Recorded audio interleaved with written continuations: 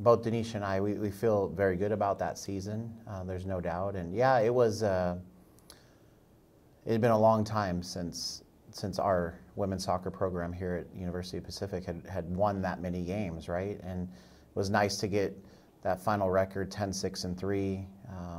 But as we even mentioned to the players through the whole spring and now even to the beginning of this preseason, right, there was more results for us to gain and to get out there last year, and I think that's the part that's most exciting for us, is that our players are the ones that talk about that, and as great as the season was, and sure, it was a springboard to some fantastic things as we've moved forward and progressed the program.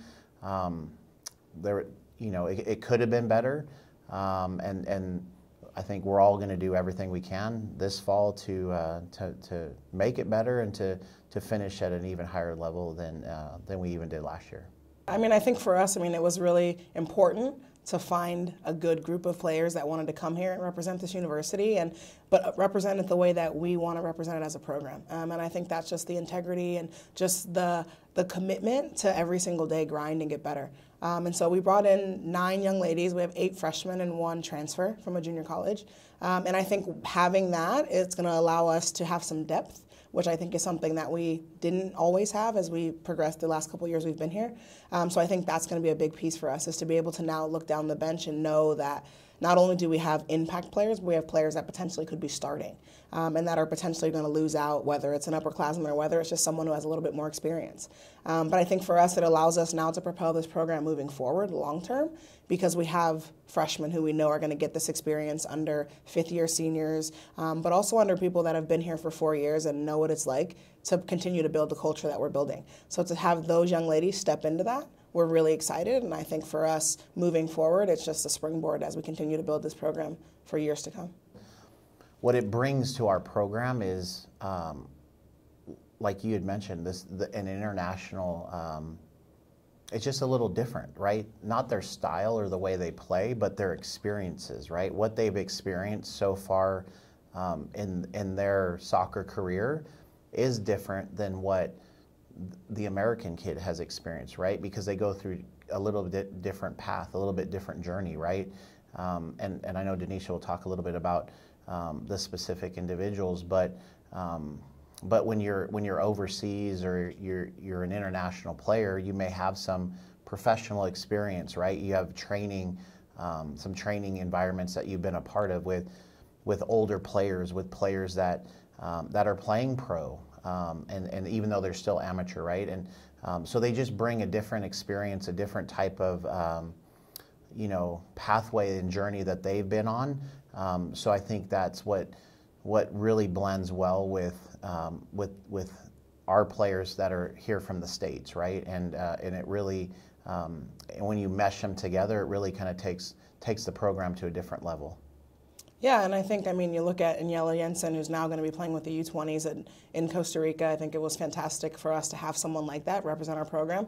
But also for her, it's coming to America is something that she's dreamed of, right? So when you get these international players, not only do they have the professional experience, even though they're still amateurs, but playing with pros, they also are coming here to really better themselves beyond just soccer. They want to get that American education, that college degree. And so I think for some of them, that's their way out, right, as they are international students, and they don't have the same type of studies there. And I think to allow them that opportunity to get to the States, but then also get a quality education, I think is big time. So it means a little bit more to them than it does our normal U.S. players, because for them, that's the U.S. thing to do, right, is go to college. Over there, it's not quite the same. Some go to college, some don't, but you still can work and live your life. And so I think for ours, they want to come here to better themselves. So it's not just the soccer piece. I think also when you have Pacific and the academics that we have, it allows them to not only excel on the field, but also in the classroom. And then we have Jessica, who's from Finland, who I think is going to be a massive piece to us coming off of injury. And just really excited to kind of have her step into a role that she didn't get to play last year due to injury, and has done some stuff with the youth national team with Finland as well. But again, same thing, has experience playing with pros that have represented their country at the highest level with the senior women's team. So I think for us, that's big time. And not only it brings a different culture and swag to our team, it allows our players to understand that okay, these guys have dreamed of this. Whereas for us, we've worked hard and we've gotten here, right? And these opportunities are kind of endless for us, whereas for them, it's not. So that one opportunity they get, they got to take it and really run with it. So I think that kind of helps put our players in perspective a little bit beyond just like, oh, I'm here to play Division I soccer, right? It's more than that. It's more to life than just being here, right? You got to actually do the right things and represent your university up to the best of your ability. So I think that's a big piece for us, and it allows us to be special. Also, the diversity in our team, right? That's a big thing right now we're talking about in our country and what we're trying to improve in general. And I think for us to be able to do that, it's not just race, right? It's also countries and locations and everywhere, just different walks of life. And so I think that allows our players growth and development, like I said, off the field, not just on the field. But definitely our home matches, right? August 28th, it's a Sunday. We're at home against Oregon State, which is a really big game for us. Power 5 opponent, Resource 5, however you want to word it. But, Pac-12 opponent that's going to come in and present different situations and scenarios for our players to be a part of, and such a big challenge for our players. But that game is something that our players have earned those opportunities to not only just go play in Oregon State, but also to go in with the mindset that we can win the game, and to go in with the confidence and the belief that they're going to get the result, and that's massive. And we have a few others sprinkled around throughout the rest of the schedule. We feel like our strength of schedule is something that we spent a lot of time on to try to improve this year, because the program's elevated and our program is developed and our program is progressing. So we need to make sure that is, that we're playing high-level matches that really challenge us, but also we can, get the result. And then obviously our WCC schedule is fantastic and always challenging, and arguably could be the deepest the conference has ever been this season. And all the coaches in the conference are talking about it. It was kind of the word on the street this past summer. It was basically like from top to bottom, right? 1 through 10, everybody's really good, everybody's quality, and and nobody knows quite what's going to happen. You can't look into a crystal ball, but you have your the top teams that are consistently there, but everybody's really pushing to try to get there. And we think that not only do we have a great shot, but so does everybody else to do something really special in the conference this year. So we do have some good events coming up around some of those games.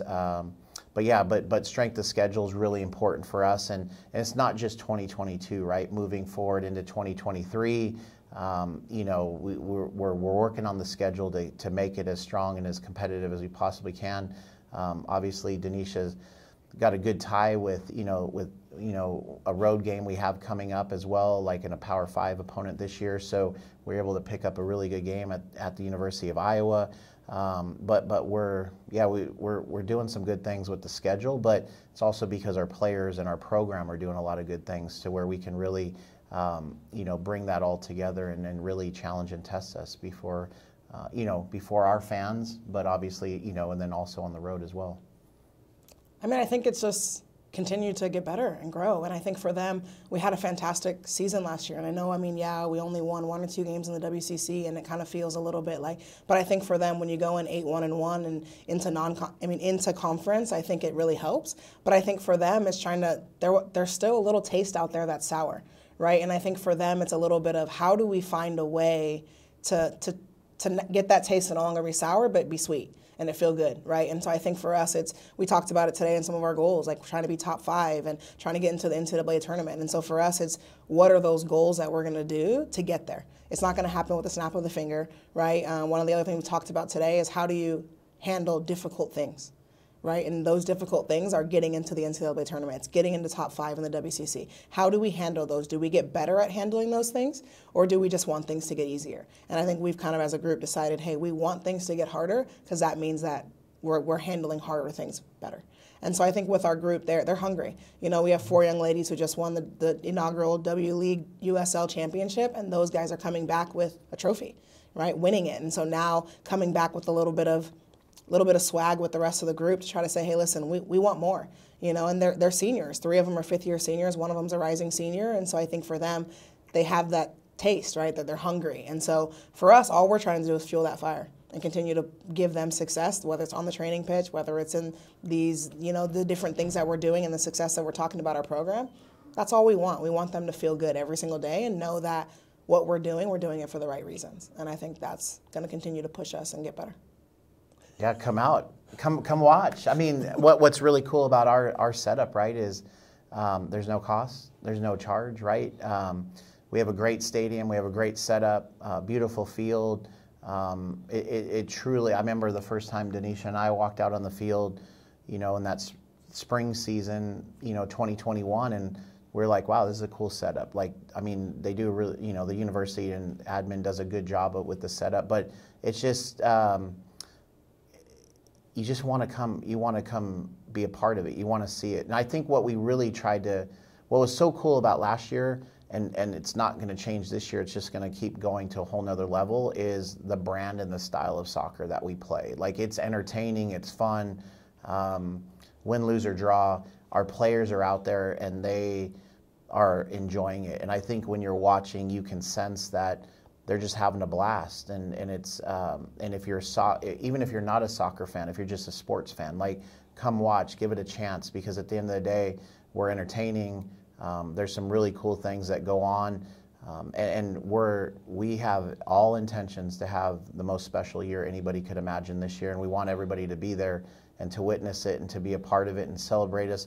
Part of our own personal goals is to, you know, to grow the crowd size. And, you know, obviously last year we had the Santa Clara game, which was a club night and all that, but it was standing room only, and it was, you know, 1,000 people, and it was just the atmosphere that our players really earned and deserved to be a part of. And we want more nights like that, more days like that, right? And so again, we can talk about all our opponents are good, they're all quality, they're all hard to beat, but our program's in a really good place right now, and we'd love to see everybody come out and just support the players and have fun and make it a celebration.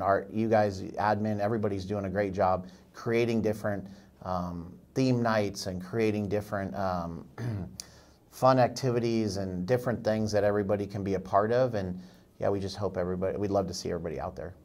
Yeah, and I think the biggest thing too is women's soccer is growing. Mm-hmm. I mean, if we talk about anything right now in our country and what's happening, it's women's soccer.